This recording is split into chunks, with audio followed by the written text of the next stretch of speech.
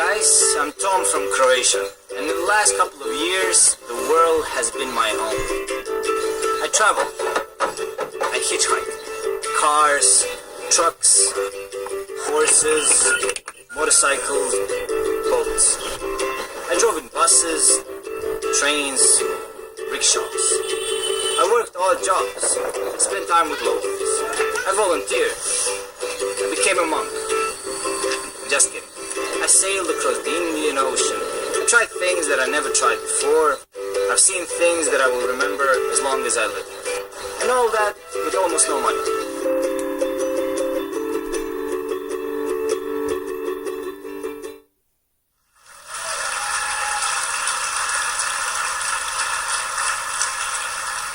That's pretty much it, actually. Thank you very much. No, most of the people, when they see this video, they react with, wow, I wish I could travel like that. And the thing is, most of us actually can. Before I started traveling, as Andrew said, I was a stockbroker working 9 to 5, had a lot of money, and then the crash came, 2008, I lost my job, I lost the money, and I lost the meaning. At that time, I discovered one website called Couchsurfing. I don't know how many of you guys heard about Couchsurfing. Okay, how many of you haven't heard about Couchsurfing? Okay, for you guys, it's an internet website that allows you to host travelers in your own home, and at the same time, it allows you to stay in other people's homes while you're traveling yourself. When I was hosting people in my apartment, over 150 of them, by listening to their stories and seeing the spark in their eyes, my thought was, wow, I wish I could travel like that. But I was afraid. The world is a very dangerous place, at least according to the media, our education, our family, church, and so on. I was afraid of leaving my comfort zone and going by myself into the unknown world. And I was also afraid of not having any money. And then the people that I hosted in my apartment told me two amazing things. First of all, you don't have to be brave to travel. You just have to have a little bit of courage to start, to leave. And the other thing they told me is that you don't have to be rich to travel. Actually, all expenses while you're traveling fall into three major categories. First is transportation to get from point A to point B. The other thing is accommodation, and the last is everything else, food, drinks, and so on. And they told me if you minimize those three expenses to some minimum, it can be actually cheaper to travel than live in your own city. I listened to them, and for the next 5 years, I've been traveling around the world with almost no money. And this is how I did it. First thing, I hitchhiked.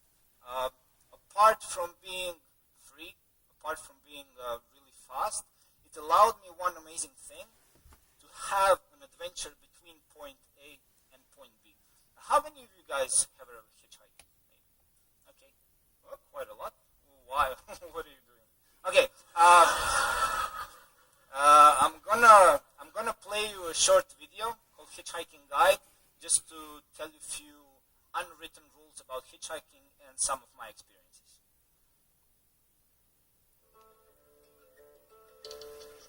When it comes to hitchhiking, everything is about using common sense. First, to start, you have to get out of the cities or villages or wherever you live.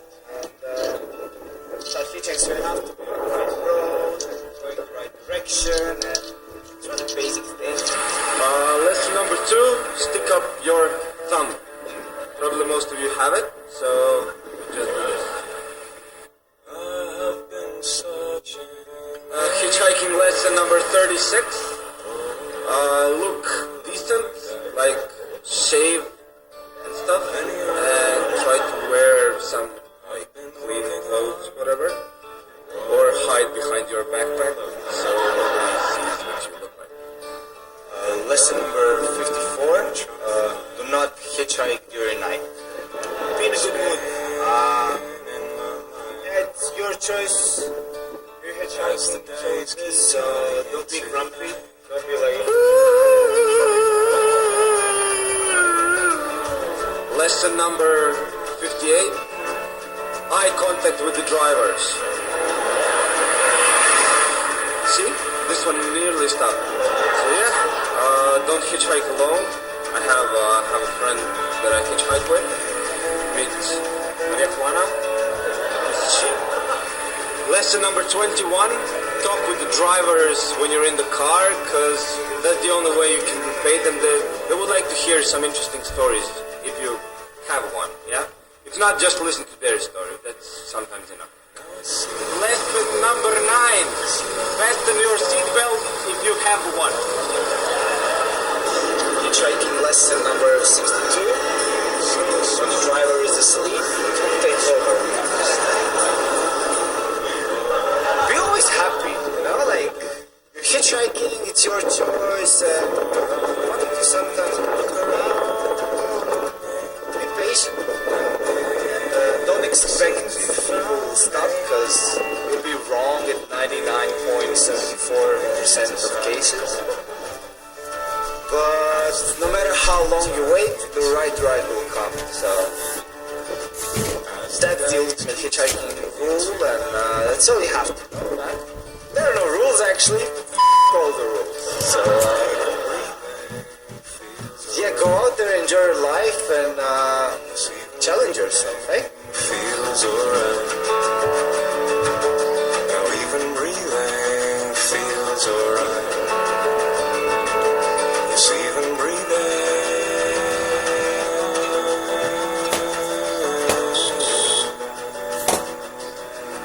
feels alright.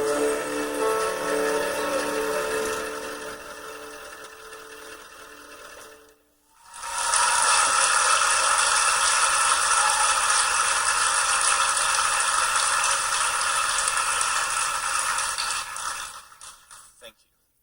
There are other alternatives to transportation. One of them is walking. You guys know what that is. How many of you guys are walking? So you just take your backpack and hit the road. Another way is cycling.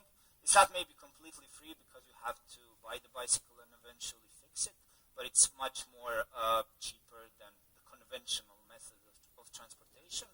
And the last one is actually working in exchange for transportation.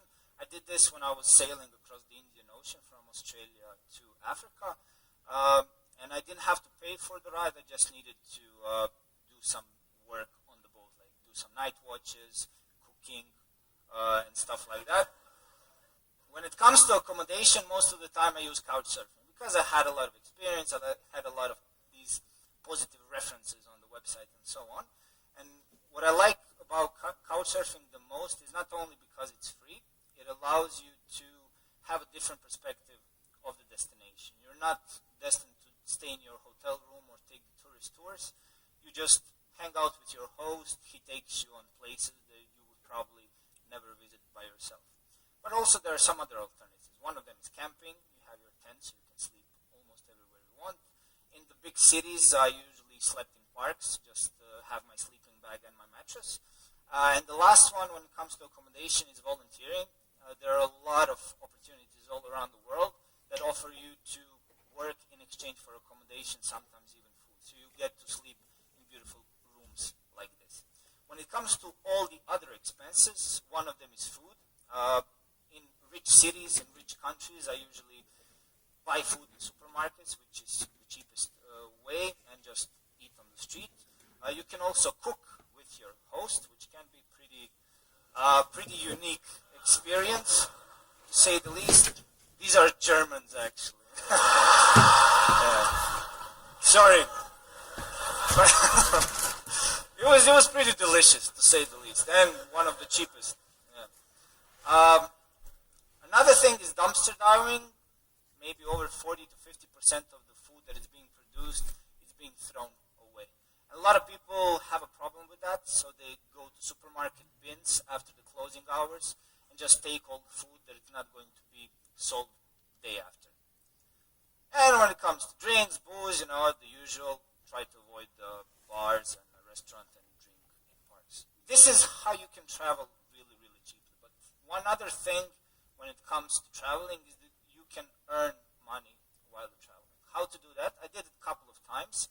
One of them is busking playing the guitar on the street. I'm not a musician. I know like probably 4 or 5 chords and 4 songs. So it's like repeat all, like people are passing by, so they're like, they don't really know. But the most important thing is to have a story. I always had my small cardboard, which I wrote, actually somebody else wrote in a local language, where I'm from, what I'm doing there, what's my story. And I think that's what people donated a little bit of money, some sandwiches, sodas, and so on. You won't earn a lot of money by doing this, but it can get you through the day. One other way is to write. You can write a blog, open up a Facebook page. After a while, you can maybe write a book, and so on. But what brought me largest amount of money is actually going to Australia. This is a job I worked in Australia. I call it professional traffic diverter. It's a very hard job, as you can see. You tell people, please go this way, not this way. I mean, if they're blind, Yeah. So, for this, I was getting paid $20 an hour. I'm sorry. I know you hate me and all that, but oh well. Plus, I had food and accommodation included. No, I know. And actually, one information. This was on my round the world trip. It took me 13 days of working at this job to pay off 8 months of traveling from Croatia through the entire Asia, reaching Australia. So 13 days of work in exchange for 8 months of traveling. So, what have I learned on all these trips? Have I found the meaning of life and so on? That's what my mom asked me, like, we were really scared for all these years, but was it worth it? And my answer is always definitely yes. I've learned a lot of things. Most of them are just like some personal nature things, so I won't be talking about that. But I also learned some general truths, so to speak. I learned not to trust media and all their horror stories. I learned that we should preserve our earth, like it's the only one we have, and the only one with chocolate, right? I learned to tear down my prejudices. That was probably one of the most important things. I've learned that all the people around the world, no matter how much we try to point out the differences between the cultures, races, religions, and so on, we're all actually basically the same. I have a short story about these prejudices that I encountered while I was traveling. When I was leaving Croatia and heading on my round-the-world trip, everybody was telling me, be careful. It's very dangerous, you're going to hitchhike, you're going to sleep in other people's homes and stuff like that. In Croatia, it's still okay to travel, but as soon as you cross the border, enter into Serbia, you know what Serbians are like, Be very, very careful, somebody might kill you. And I'm like, okay,